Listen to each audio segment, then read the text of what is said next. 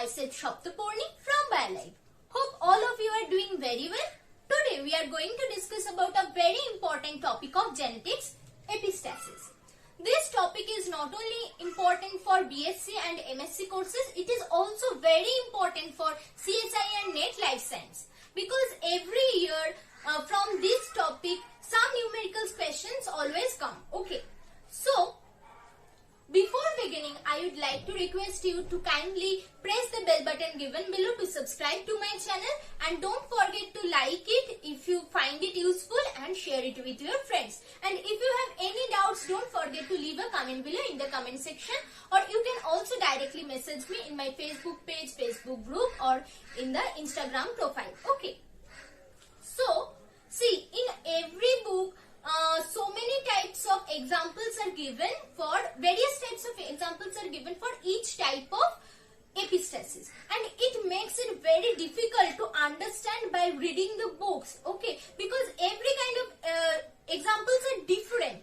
So today our main motto is to understand every types of epistasis through a single example. Okay, so that we don't get confused and the concept is very well understood. Okay, so without further delay, let's begin. So see, in Mendelian genetics we have seen that one characteristics or one phenotype is determined by only one gene, but in nature rarely this kind happen. Okay, in nature one phenotypic character is always determined by two or more genes. So obviously there will be some interactions between those genes. Okay, and epistasis is one kind of gene interaction where one gene tries to mask or modify the other gene and the phenotypic characters expressed by them. Okay, so that means, let's say a phenotypic character is expressed by gene A and gene B. So there will be some interaction between these two genes. These two genes are combinedly, these two genes are responsible for one phenotypic character. Okay, for expression of one phenotypic character. So the interaction between these two genes, A and B genes, here one gene will mask or modify the expression of another gene. A can mask the expression of B, or B can mask or modify the expression of gene A. Okay, and this type of gene interaction is known as epistasis. The gene which masks the effect or phenotypic character expressed by other gene is known as epistatic gene. Okay, epistatic gene. And the gene which gets masked or gets modified by the other gene is known as hypostatic gene. Okay. So let's try to understand this by some examples. Before that, I will give you some ratios and you write it down in your notebook. Okay. In Mendelian dihybrid cross, we have seen that the phenotypic ratio in the F2 generation is 9:3:3:1. Okay. In epistasis, we can see that there are 5 types of epistasis, and in 5 types of epistasis, this ratio gets modified. Okay. How? If that is a dominant epistasis. In case of a dominant epistasis, what occurs?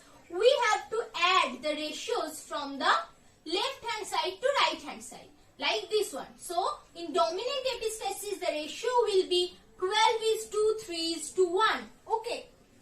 In double dominant epistasis the ratio will be, you have to add these 3. So 15:1. Okay.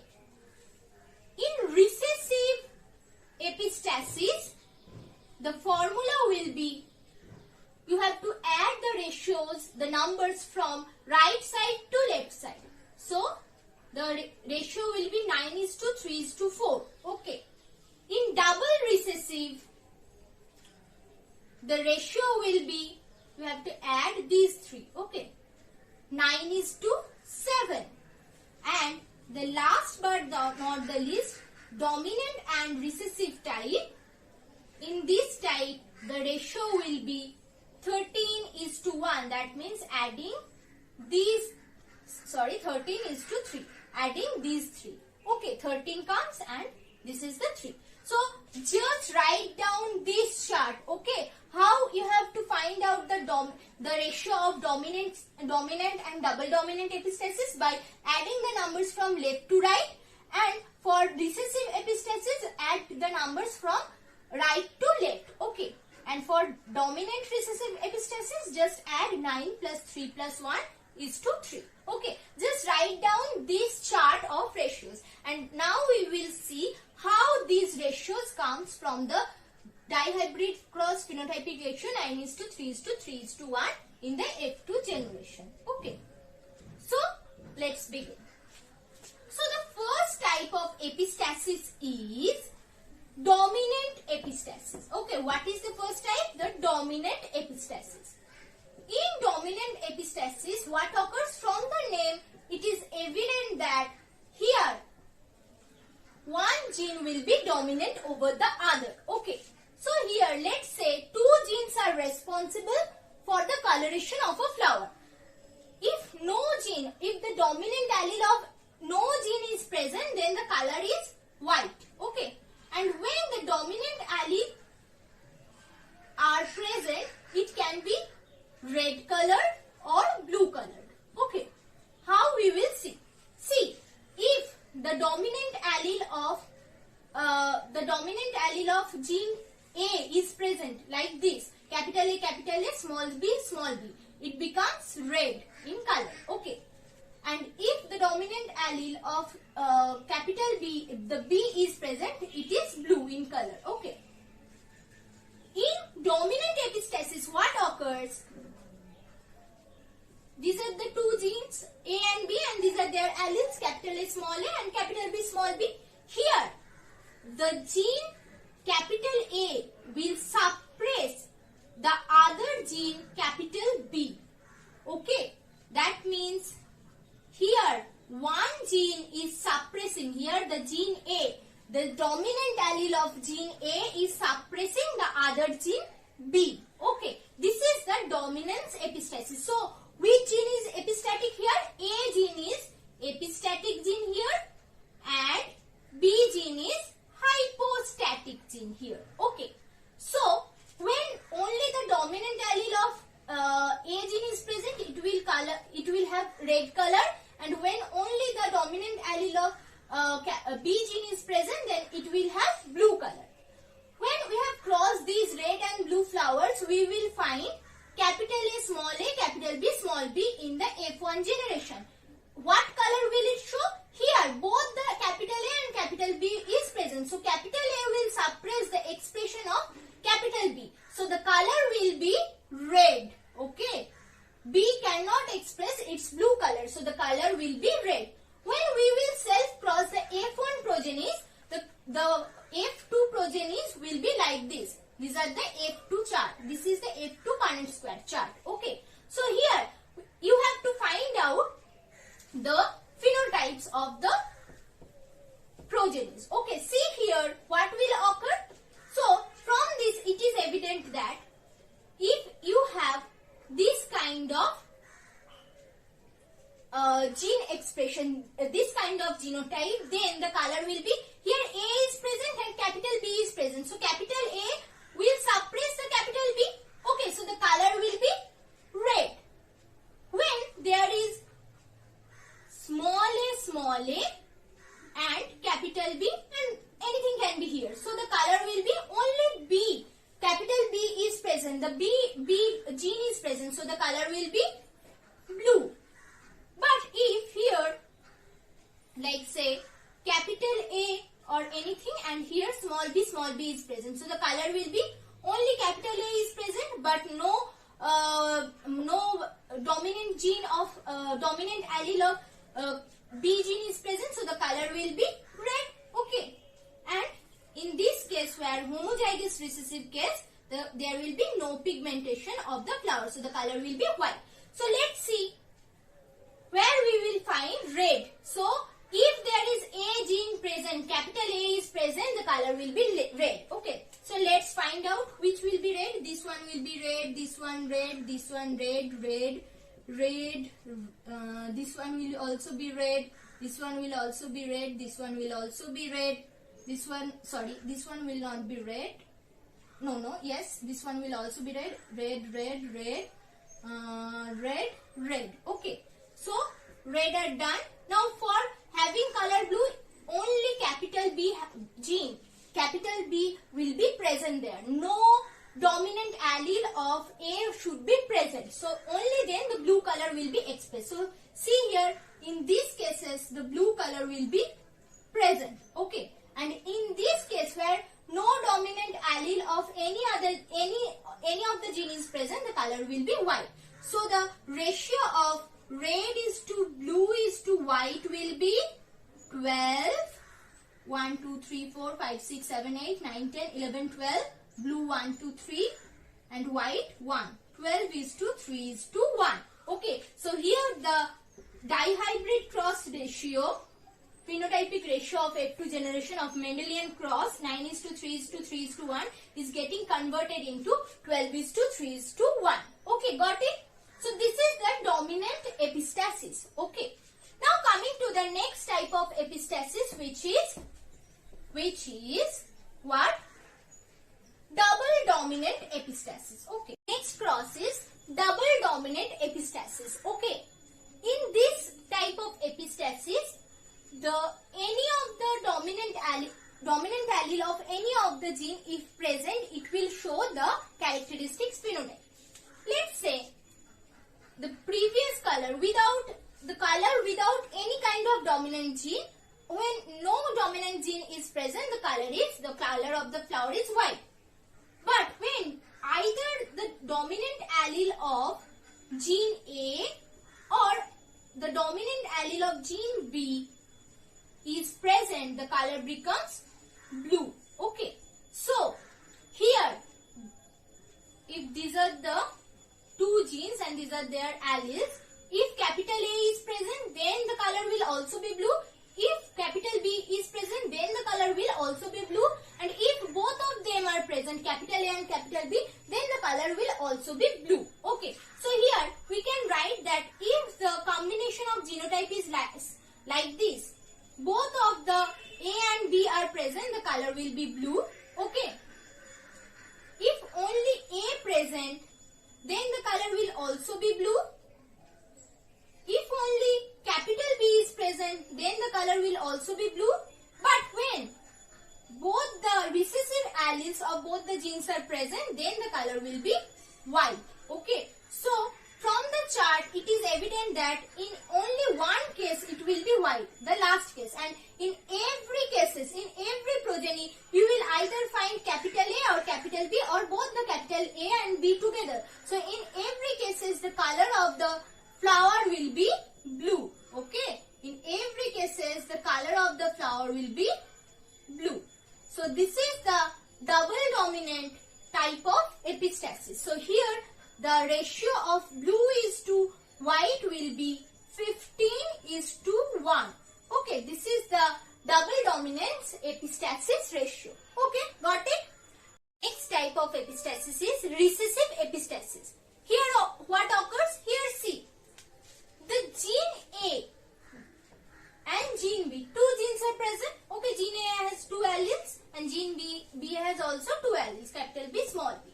Now here, the gene A does not suppress the gene B. Okay, but the gene B cannot express itself if the gene A is not expressed. Okay, so the expression of gene A is independent of gene B, but the expression of gene B is dependent on gene A. Got it? So the expression of gene A is independent of gene B, but the expression of gene B is dependent on gene A. How? That means the white color will change into red when gene A is expressed. Okay, got it? But to convert the red into blue, you need the expression of both gene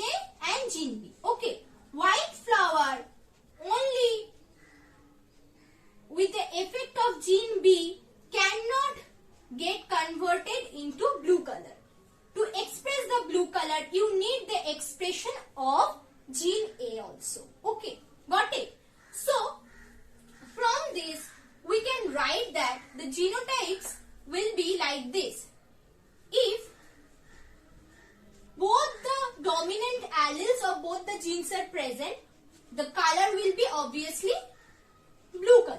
Okay. But if only the dominant allele of A gene is present, then the color will be red. And when only the dominant allele of B gene is present, then there will be no color, because for the expression of B gene, the expression of A gene, dominant A allele of A gene is also necessary. So the color will be white. And now when both the recessive alleles of both the genes are present, then the color is obviously white. Okay. So here only in those progenies where A and B, capital A and B are together present, those will be of blue color. Like this is blue color, this is blue, this is blue, this is blue, this is blue, this is blue, this is blue, this is blue, and this is blue. Okay. Others like this one where only capital A present, okay, only dominant allele of A gene is present, this will show red color. This will also show red color. This will show red color. Where only the dominant allele of B gene is present, those will show white color. Like these three will show white color, and this homozygous recessive will also show white color. So here the ratio of blue is to red is to white will be what? Blue is 1, 2, 3, 4, 5, 6, 7, 8, 9. 9 is to red is 1, 2, 3. 3 is to whites are 4. So 9 is to 3 is to 4. This is the ratio of recessive epistasis. Got it? Got it? So tell me, what are the colors of these flowers? Here only capital A dominant allele of A gene is present. So the color will be red. And here only the dominant allele of B gene is present, but A is absent, so the color will be white, not blue. But here both the A and B are present, so the color is blue. Got it? Got it? Coming to the next type, double recessive epistasis. Like double dominant epistasis, where the expression of any of the dominant allele of any of the gene was necessary, here you need the protein of dominant allele of both the genes to express the phenotype. Okay, that means if a flower is of white color, okay, if a flower is of white color and if you want a blue progeny, then you need both the proteins of capital A and capital B genes. Okay, and this is the double recessive epistasis. So this is known as codependence. Okay, because only the presence of dominant A allele cannot express the blue color, or only the presence of dominant B allele cannot express the blue color. But when both of them, both the dominant alleles of both the genes are present together, then only the blue color can be expressed. That means when capital A and capital B both are present, then only the blue color can be seen. But when only the dominant allele of capital A is present, then the blue color is not shown, the color is white. And when only the dominant allele of B is present, then also the color is white. And obviously when recessive genes of both the recessive alleles of both the genes are present, the color is obviously white. So here we can find that in which cases A and B, dominant alleles of A and B both are together, those will be blue colored. So here it is blue, blue, blue, blue, blue, blue, blue, blue, blue. Okay, so 1, 2, 3, 4, 5, 6, 7, 8, 9. So the blue will be of 9. Okay, and others, all of the others will be white. So these are all white. Okay, so white will be obviously 1, 2, 3, 4, 5, 6, 7. So here the ratio is 9 is to 7. Okay, so tell me what is the color of this individual, this flower?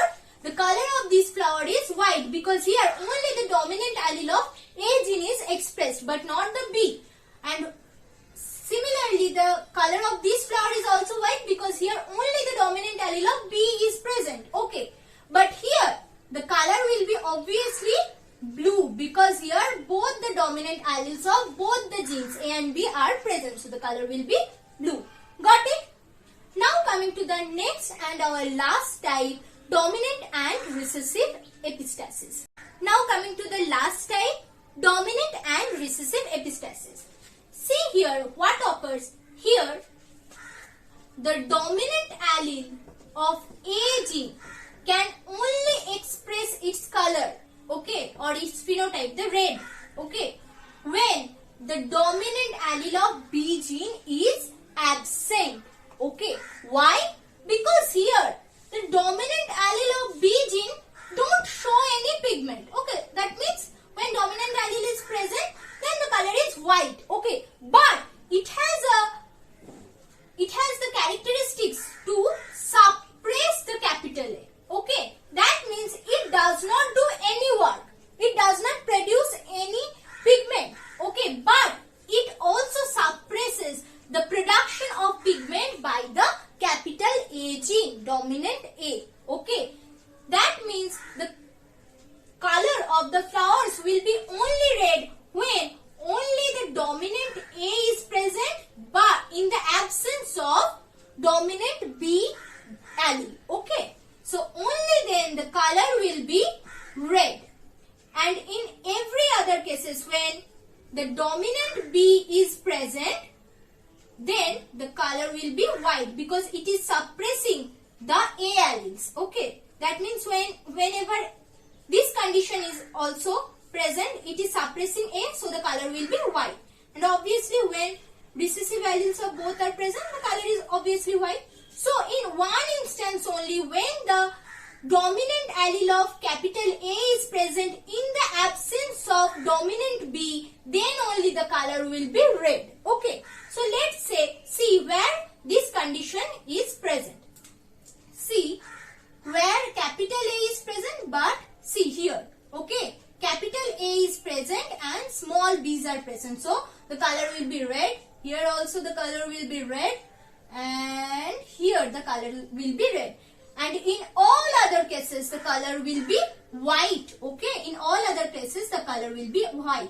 So the ratio of white is to red will be 13:3. This is the ratio of dominant and recessive epistasis. Got it? So I think all the ratios are now clear in your mind, and I have also discussed how to remember the ratios of dominant and recessive epistasis. Okay, to find out the ratio, you have to just remember the F2 generations phenotypic ratio of dihybrid cross of Mendel, 9:3:3:1. And to find out the ratios of dominant epistasis, you have to add the ratios from left hand side to right hand side. And for finding out the ratios of recessive epistasis, the opposite should be done, to add the ratios from right side to left side. Okay, and for the last thing, that dominant and recessive epistasis, you have to remember the ratio as 13:3. Okay, got it? So this is all about the types of epistasis and the concept about epistasis. If you find it useful and understood the video, okay, then don't forget to like it and share it with your friends. I will come up with another video of numerical problems on epistasis very soon. Okay, so for the time being, thanks for watching and happy learning.